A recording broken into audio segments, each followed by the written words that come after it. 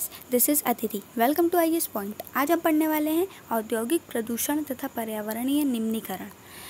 जैसा कि आप जानते हैं, जब 1991 के बाद हमारे उद्योग क्षेत्र में काफ़ी विकास हुए, जिनसे कि कई सारे क्षेत्रों में हम उद्योग करने लगे तथा जिन देशों से निर्यात के संबंध नहीं थे उन देशों से भी निर्यात किया, क्योंकि बहुत सारा हमने ऋण ले लिया था जिन्हें हम चुकाने में असमर्थ थे। तो जो हमने $7 बिलियन का ऋण लिया मतलब वर्ल्ड बैंक से, तो उसने कई सारे हम पे वो लगाए कि आप अब सभी देशों से आप निर्यात और आयात के संबंध स्थापित करेंगे तथा जो भी प्रतिबंध हैं उन्हें हटाया जाएगा। तो इन सब से औद्योगिक क्षेत्र में तो काफ़ी विकास हुआ, परंतु इससे हमारे पर्यावरण का भी काफ़ी ह्रास हुआ था। तो किस तरीके से हुआ था देखते हैं। उद्योग 4 प्रकार के प्रदूषण के लिए उत्तरदायी होते हैं: वायु प्रदूषण, जल प्रदूषण, भूमि तथा ध्वनि प्रदूषण। वायु प्रदूषण जैसे जितने भी फैक्ट्रीज़ होती हैं उनके बाहर से जो धुआं निकलता है, वो वैसे ही वायुमंडल में जो गैसें उपस्थित हैं उन्हें एक निश्चित मतलब एक अमाउंट में ही वे उपस्थित हैं। अगर वे उससे ज़्यादा या कम होती हैं तो कहीं ना कहीं नुकसानदायक होती हैं, कभी भी लाभदायक स्थिति में वो नहीं होती हैं। तो ये जो भी कार्बन डाइऑक्साइड हो गया अधिक मात्रा में, सल्फ़र डाइऑक्साइड, कार्बन मोनोऑक्साइड आदि वायु प्रदूषण का मुख्य कारण है, क्योंकि ये निलंबित कणनुमा पदार्थों में ठोस व द्रवीय दोनों ही प्रकार के कण होते हैं, जैसे कि धूल, स्प्रे, धुआं, रसायन तथा कागज़ उद्योग आदि, जो ईंटा भट्ठी होती हैं, तेल शोधनालय जो होते हैं, इनसे प्रगलन आदि की जो क्रिया होती है इनसे छोटे बड़े कारखानों से ये प्रदूषण के नियमों का उल्लंघन करते हुए धुआं को निष्कासित करते हैं। और कुछ जो इंडस्ट्री हैं वो तो मतलब बिना फ़िल्टर किए ही धुएं को निष्कासित कर देती हैं, जो अत्यधिक हानिकारक होता है। वायु प्रदूषण पूरे पर्यावरण पे दुष्प्रभाव डालते हैं, पशुओं पे, पौधों पे तथा इमारतों पे भी। जल प्रदूषण उद्योग द्वारा कार्बनिक तथा अकार्बनिक अपशिष्ट पदार्थ जो होते हैं, जो नदी में प्रवाहित कर दिए जाते हैं, इनसे जल प्रदूषण फैलता है। जल प्रदूषण के प्रमुख कारक क्या हैं?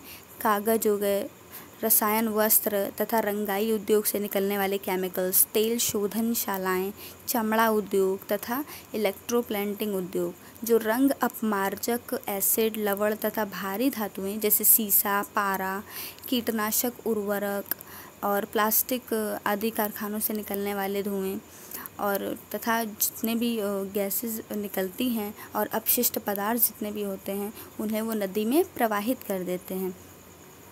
तथा ये फॉस्फोजिप्सम तथा लोहा इस्पात आदि की अशुद्धियाँ भी होती हैं। तापीय प्रदूषण जब कारखानों तथा ताप घरों से गर्म जल को बिना ठंडा किए ही नदियों तथा तालाबों में छोड़ दिया जाता है तो जल में तापीय प्रदूषण होता है। जल जीवन पर इसका क्या प्रभाव होता है, आइए जानते हैं। जब परमाणु ऊर्जा संयंत्रों के अपशिष्ट व परमाणु शस्त्र उत्पादन कारखानों से कैंसर इत्यादि जो जन्मजात विकार हैं तथा अकाल प्रसव जैसी बीमारियां होती हैं, यदि जो तापीय प्रदूषण होता है उस जल का कोई भी सेवन करता है तो उन्हें कैंसर, जन्मजात विकार हो सकता है तथा अकाल प्रसव जैसी बीमारियां हो सकती हैं। मृदा को भी ये नुकसान पहुंचाते हैं।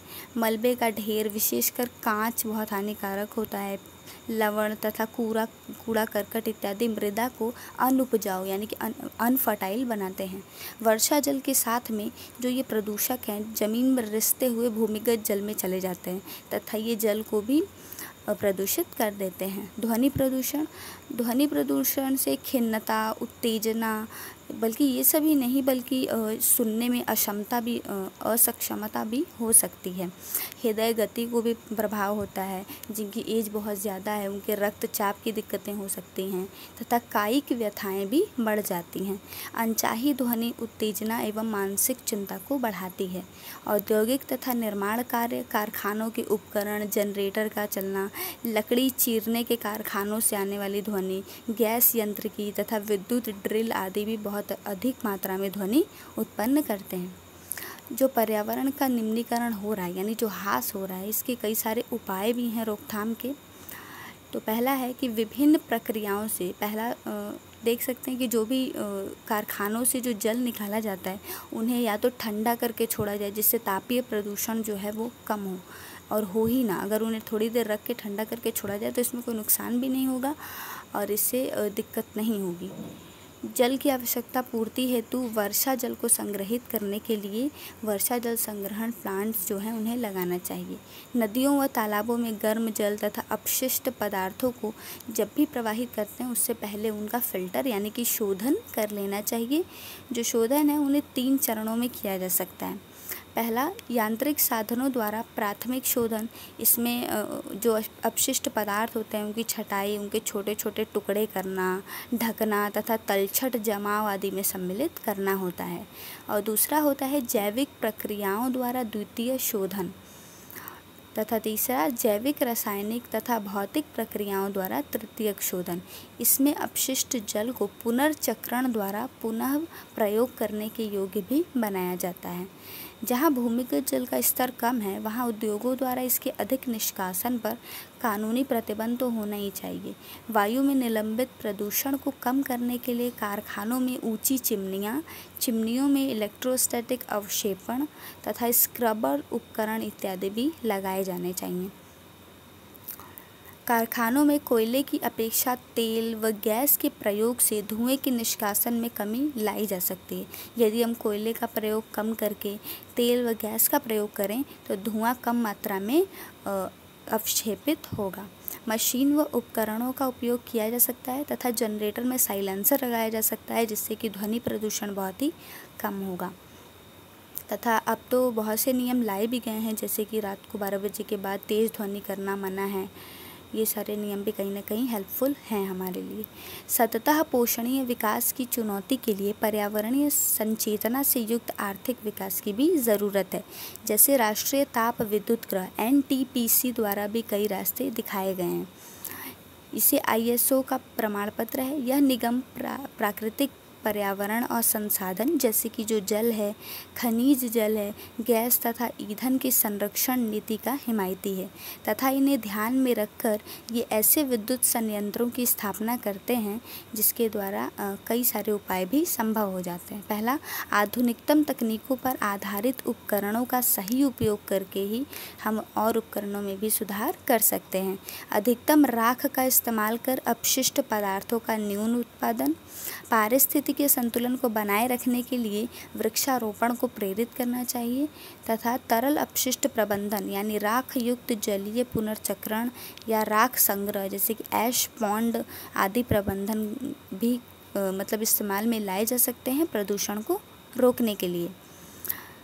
तो आपका चैप्टर यहीं पे ख़त्म होता है और इससे संबंधित कुछ क्वेश्चंस हम देख लेते हैं।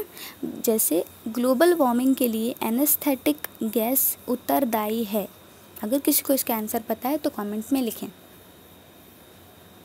ग्लोबल वार्मिंग के लिए एनेस्थेटिक गैस उत्तरदायी है, तो ये गैस है डेस्फ्लोरिन। ठीक है। दूसरा, गंगा कार्य योजना कब शुरू हुई थी? गंगा कार्य योजना 14 जून 1986 में शुरू की गई थी। उत्तरीय बिहार की सबसे प्रदूषित नदी कौन सी है? जो उत्तरी बिहार में स्थित सबसे प्रदूषित नदी है वो है कोसी नदी। मो सरकार अभियान किस सरकार के द्वारा मतलब चलाया गया है? मो सरकार जो अभियान है वो किस राज्य के सरकार द्वारा चलाया गया है? तो मो सरकार अभियान ओडिशा राज्य सरकार द्वारा चलाया गया है। सम्मेलन में कौन सा स्थायी कार्बनिक प्रदूषण से मानव स्वास्थ्य और पर्यावरण रक्षा हेतु बने हैं? तो स्टॉकहोम सम्मेलन। मॉट्रिक्स रिकॉर्ड किसका रजिस्टर है? जो मॉट्रिक्स रिकॉर्ड है उसमें हम मानव जनित गतिविधियों के तहत जो जलीय स्थान हैं जो खतरे में होते हैं उन्हें रजिस्टर करते हैं। ओजोन परत की मोटाई किस इकाई के द्वारा नापी जाती है? जो ओजोन परत की इकाई है वो डाप्सन इकाई के द्वारा नापी जाती है। ओजोन परत की खोज सबसे पहले किसने की थी? 1913 में फ्रेंच के वैज्ञानिक चार्ल्स फब्रे ने ओजोन परत की खोज की थी। हेनरी, सबसे ज़्यादा पाई जाने वाली ग्रीन हाउस गैस कौन सी है? सबसे ज़्यादा पाई जाने वाली ग्रीन हाउस गैस जल वाष्प है यानी कि वाटर वेपर है। कार्टाजेना प्रोटोकॉल किसके सुरक्षा हेतु उपयोग स्थानाकरण हैंडलिंग के बारे में है? संशोधित जीवित जीव, यह प्रोटोकॉल जो है उसकी स्थापना 29 जैन 2020 में हुई थी तथा 11 सितंबर 2003 से इसे लागू किया गया था। ठीक है, इसे शॉर्ट फॉर्म में LMOB कहा जाता है। अब अगर किसी को इसका आंसर मैंने बता दिया है और अगर आपका आंसर सही है तो अच्छी बात है। तो अब कल सिर्फ हम नेक्स्ट चैप्टर पढ़ेंगे। नेक्स्ट चैप्टर देखते हैं कौन सा है। चैप्टर 7 राष्ट्रीय अर्थव्यवस्था की जीवन रेखाएं। तो कल हम इसके बारे में जानेंगे। अगर आपको वीडियो पसंद आया हो तो इसे लाइक करें और चैनल को सब्सक्राइब करें। Thank you.